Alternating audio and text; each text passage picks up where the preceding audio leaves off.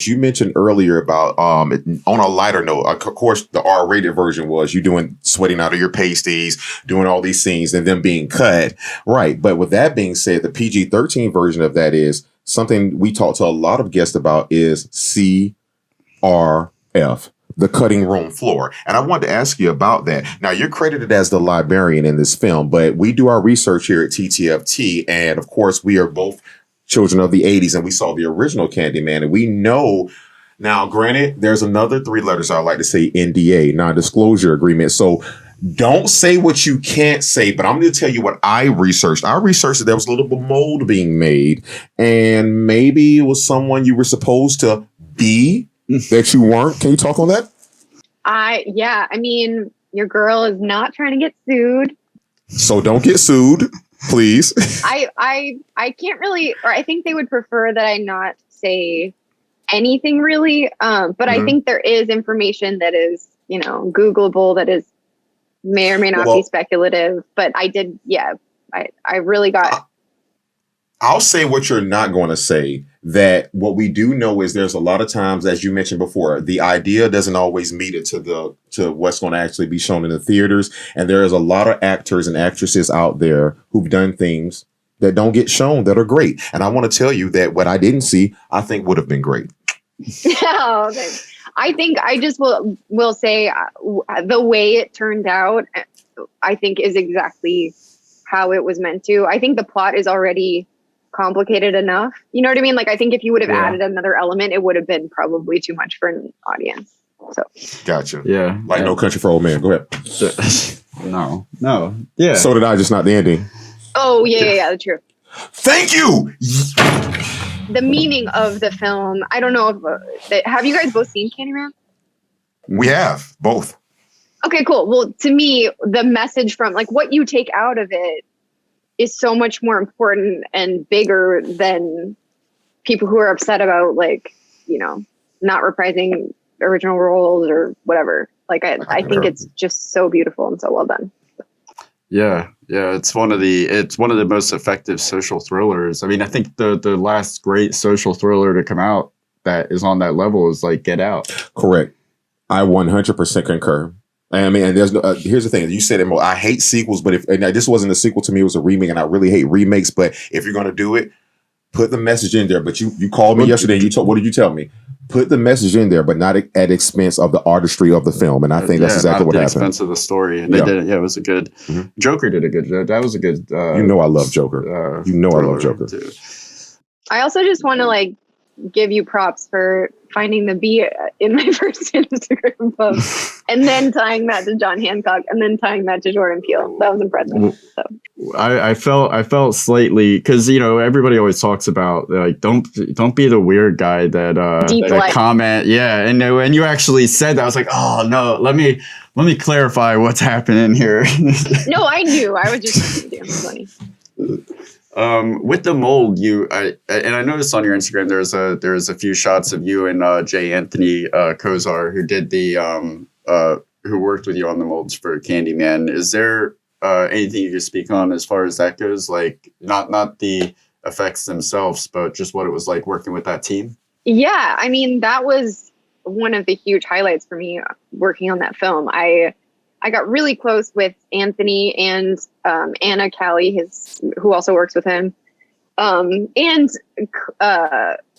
Claire Ramsey. She's from Ireland and she's adorable and has the cutest accent. She calls everything like a wee, like a wee break, it's adorable.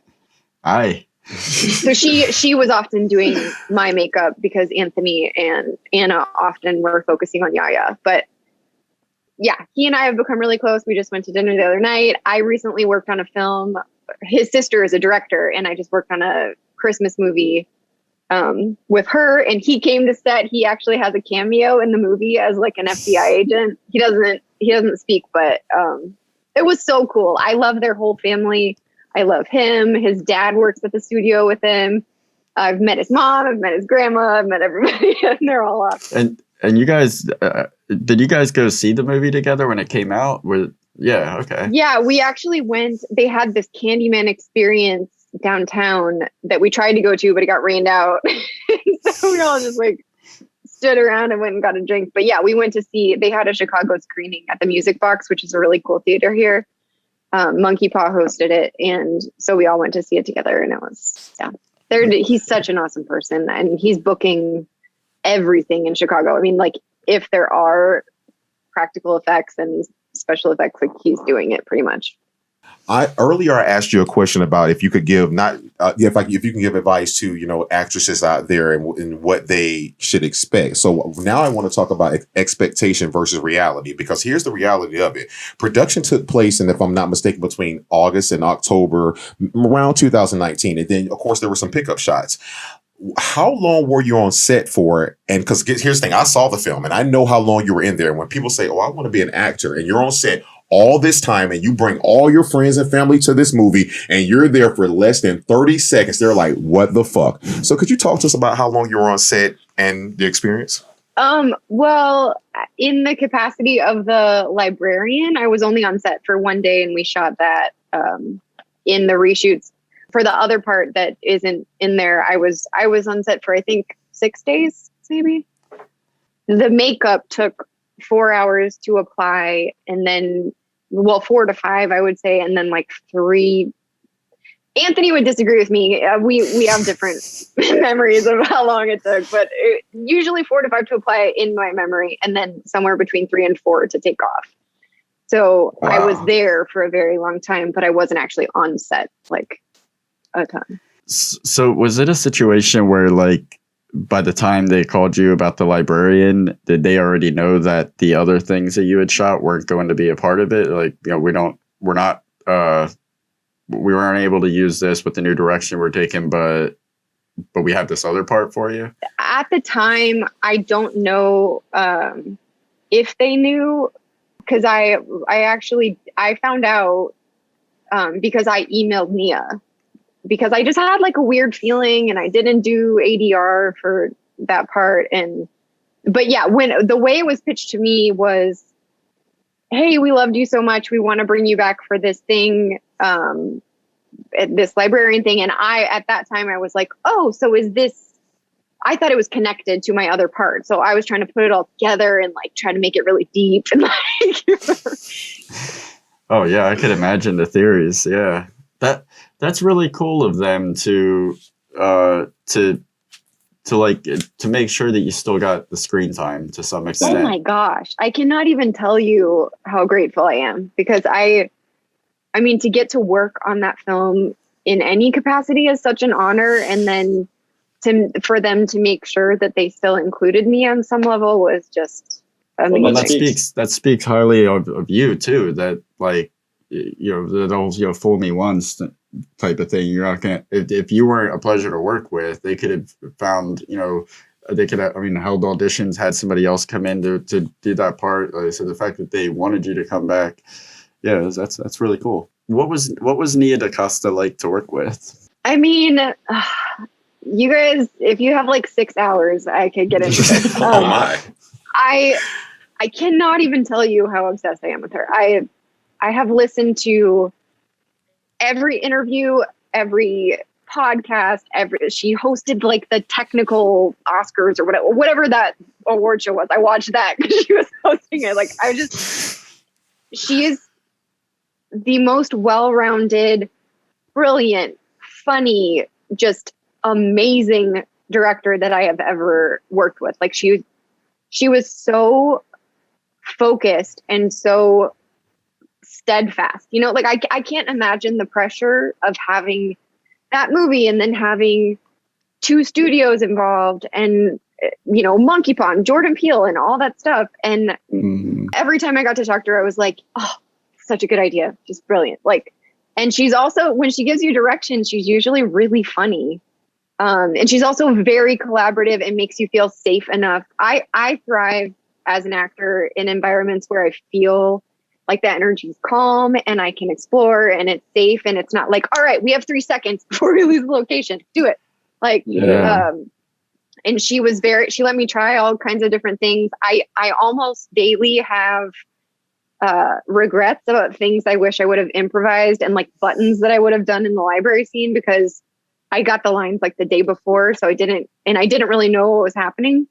But like even on the day that we shot the library scene, it didn't really make sense in the script how I would not see Yaya, like why I would miss him or whatever. And I was like, I brought it up to her because I am now, using my voice. And and I was like, hey, I just don't understand this part of it. What if I drop something, or what, so that I don't see him for a second. He has the time to get away.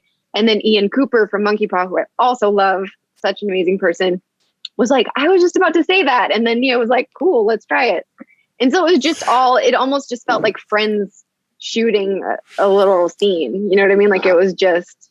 I truly find that amazing. And the reason why I want to say that, because you actually answered the next question we're going to ask about shooting a library scene, but it actually segued into something I wanted to know. Traditionally, men, it's raining men rule Hollywood. They do everything. And now, most people are like, most people would say you're not only just a female director, a female in Hollywood is already a minority, but you're dealing with an African-American female who's listening to you, who's working with people. Everybody's collaborating. What is it like truly, genuinely to see, hey, here is a female here. She will at least as a woman hear my voice and at least listen to me. It has to be different and show that Hollywood is not maybe Hollywood's changing, maybe the world's changing and say, hey, you're not going to treat me like an asshole on set. You're going to listen to my ideas and I'm an artist. How did that feel? Well, it's definitely changing. It was definitely. She's the first Black woman to have a film open up #1 in the box office. Very true. So speak to that, please. I mean, if you can, please speak to that. I actually realized the other week that I've almost exclusively had female directors or female identifying directors in my career, which is just really weird and I think not common. But I feel like maybe it's just the universe, like, oh, she needs that because she has a hard time speaking up for herself. But she was wonderful to watch. And I feel like she's the type of person where you can see sort of her essence infused into all of her work. Like, I don't know if you guys have seen Little Woods. Her energy and like just her vibes are in Candyman and in Little Woods, like the juxtaposition of the sunsets in Little Woods with the subject matter, and everything's always very grounded and understated and things that are funny and you're not trying too hard to make it funny. Like she's just, that is her doing that. And it's infused into everything. And even in Candyman, the color palette, even people who hate Candyman, by the way, are like, oh my, that, they're like, that movie's trash, but God, it was beautiful.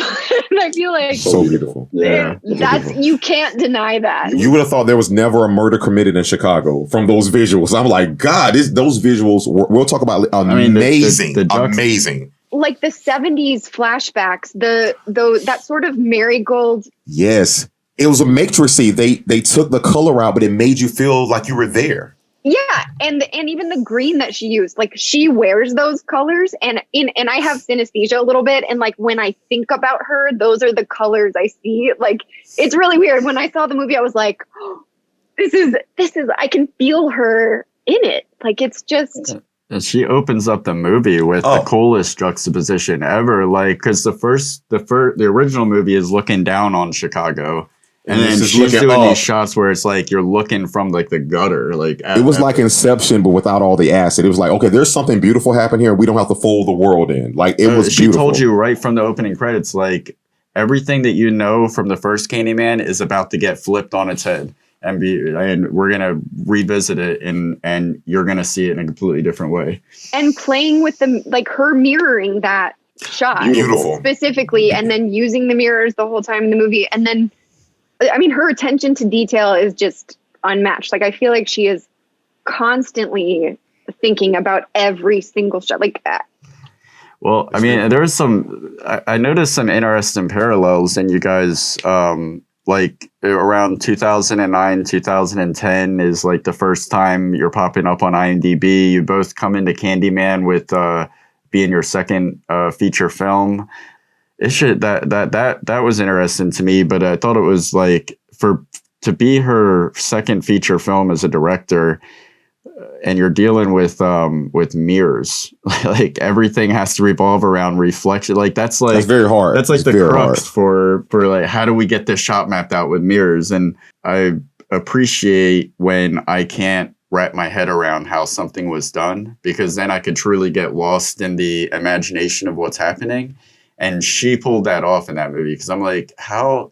I know I know what's at play here, but how it was actually constructed is just, it's. I believe you just gave the definition of the word we call art. So before we move on from Candyman, I wanted to ask you this: is there anything you would like to share with the fans or people that you can share non-NDA wise about your experience on set or with the film regarding Candyman that people may not know? Well, first of all, I just want to say that Coleman Domingo is the nicest person ever. I don't know how, but I didn't know who he was before shooting that, which is embarrassing because now once I looked him up after like the day I met him, I was like, how do I not know who this guy is? But I guess he's such a character actor that he kind of just disappears in everything that he does. But yeah, like he and I had some long talks, and he's so kind and really, really like him. I think that it would be interesting for fans of the movie to know how much work went into just even the audition process for that movie. Like, I have a lot of friends in the film. The guy who played Clive is my friend Brian, and then Heidi Engerman, who plays the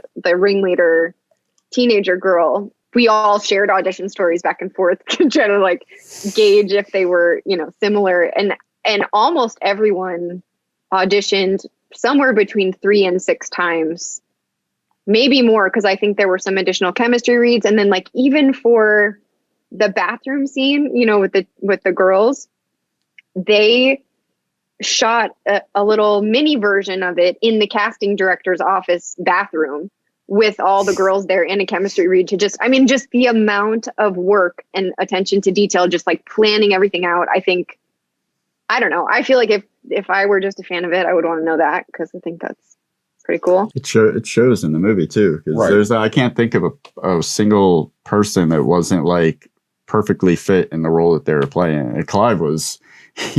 I'm okay with being called a bitch. Listen, preparation is everything, and let that be a lesson to everyone. Preparation definitely is everything.